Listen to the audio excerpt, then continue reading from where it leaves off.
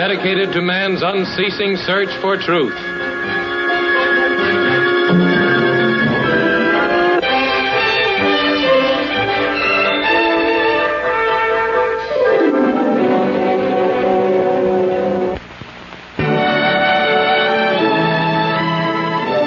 Medical electronics keeps this man alive.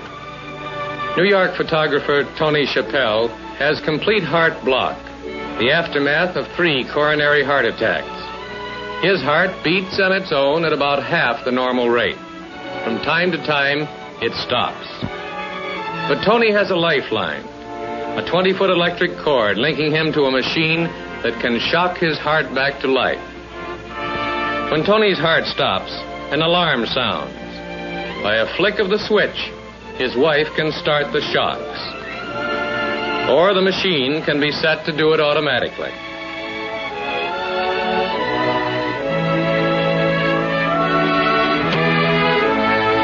The shocks come from the machine through these electrodes to beat his heart for him.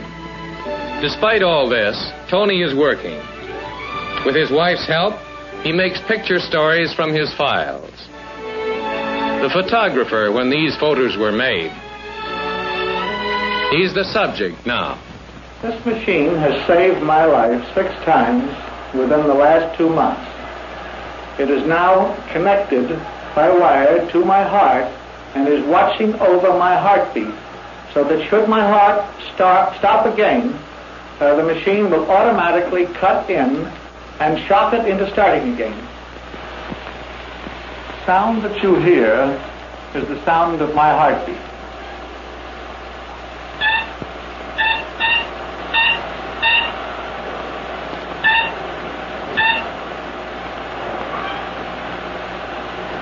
This flashing light is the same signal. As long as I remain connected to the machine, we have an audible and a visible signal and an electrocardioscope up here, which gives more information than we need, but something that the doctor would use. Now, here is a dial which is set on the number of seconds that my heart must have been stopped before the machine on the other side goes in operation, before the signal sounds, the alarm. Now, I can't stop my heart for 6 seconds, or if I could, I wouldn't want to, but I can set the machine into operation, or set the alarm into operation, by turning this down to 0.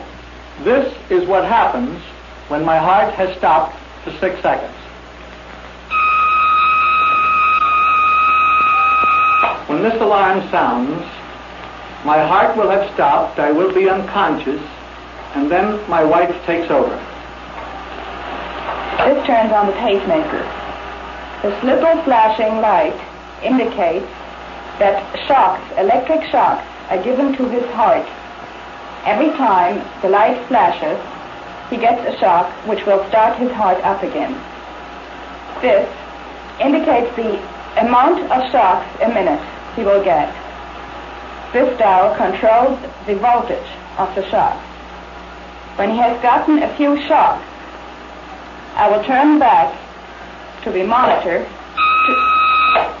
to see whether his heart has started again. When it starts by itself, we don't need the pacemaker anymore. Otherwise, I'll have to go back to the pacemaker. Tony hopes to use a portable machine to get around outside. But until his heartbeat stabilizes, he cannot take the risk. Meanwhile, he's connected to the big machine night and day. Once, Tony smoked as many as 5 packs of cigarettes a day. He weighed 245 pounds. Now he doesn't smoke, and his weight is down to 170. Many hospitals use the machine to stand guard over injured hearts, but very few people have ever used one at home. So Tony, who roamed the world making pictures, is still exploring in a way. Though he now lives at the end of that 20-foot lifeline, he's proving how medicine can extend the boundaries of life.